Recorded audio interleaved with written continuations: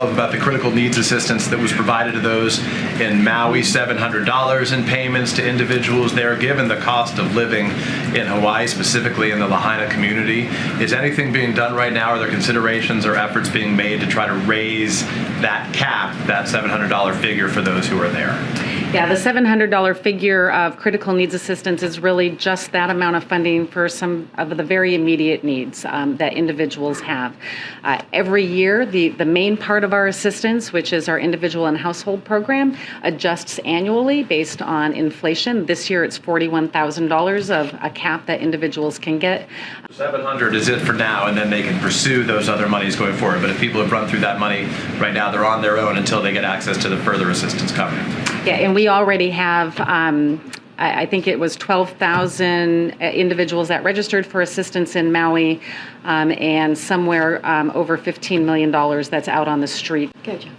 Thank you. Administrator, to what extent do you attribute climate change as a cause of this storm and the other weather events that we're seeing over the last weeks and months?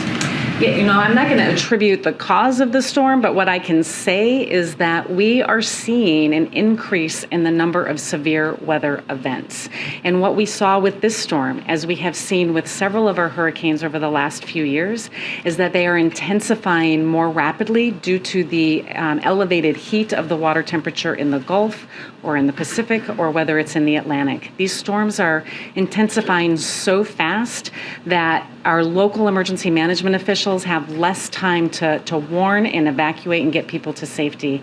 This is something that we have to take into consideration as we build our preparedness plans, as our local communities build their preparedness plans on how they're going to communicate and prepare their communities for the types of storms that they're going to face in the future. Administrator, because there's still a lot of questions among officials in Maui and Lahaina and across Hawaii about who was in charge in the hours as the fires burned and then the hours after. You're a veteran local emergency management official, state emergency management official now at the federal level.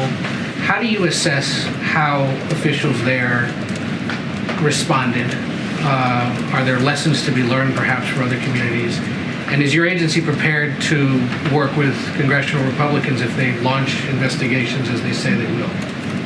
Again, I was not there during the response, and so I would be out of line to assess how they responded during the time because I did not experience what they were experiencing. You being properly briefed by FEMA authorities in Hawaii that would have been working with those officials?